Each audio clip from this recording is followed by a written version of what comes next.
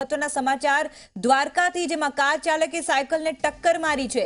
Cycle સવારનું આ ઘટના સ્થળે જ કરુણ મોત થયું છે। જામનગર હાઈવે રોડ પરની આ ઘટના છે જેમાં અકસ્માત થયો। સીસીટીવીમાં આ ઘટના કેદ થઈ ગઈ છે। અકસ્માતને કારણે રોડ પરના લોકોના ટોળે ટોળા ઉમટી પડ્યા છે।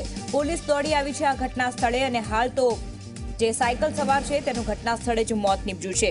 દ્વારકાના દ્રશ્યો કે જેમાં જામનગર હાઈવે રોડ ઉપર આ ઘટના બની છે। કાર ચાલકે સાયકલને ટક્કર મારી છે અને સાયકલ સવારનું ઘટના સ્થળે જ મોત નીપજ્યું છે। રાજુ રૂપારેલિયા આ વિષય પર વાતચીત કરવા ફોન લાઈન પર જોડાઈ ગયા છે। જી રાજુ, કાર ચાલકે જે પ્રકારે સાયકલને ટક્કર મારી અકસ્માત થયો, કેવી રીતે અકસ્માત થયો અને હાલ શું પરિસ્થિતિ છે?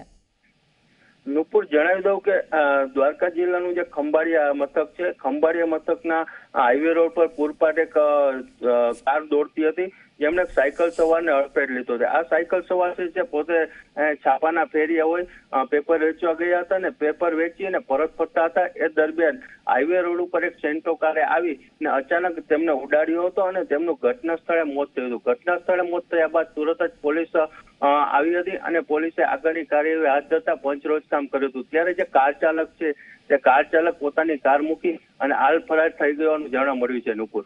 અને આ અંગે સીસી કેમેરા પણ બહાર આવ્યા છે જે આપ જોઈ શકો છો। જી આભાર રાજુ સમગ્ર માહિતી બદલ।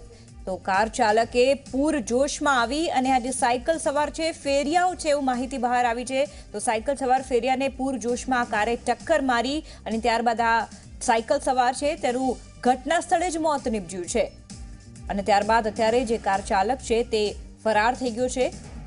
ત્યારે આ પ્રકારના હિટ એન્ડ રનની ઘટના અવારનવાર બનતી હોય છે, વધતી જતી હોય છે। તો જે પ્રકારે આ કાર ચાલકે પોતાનો કાબુ ગુમાવ્યો।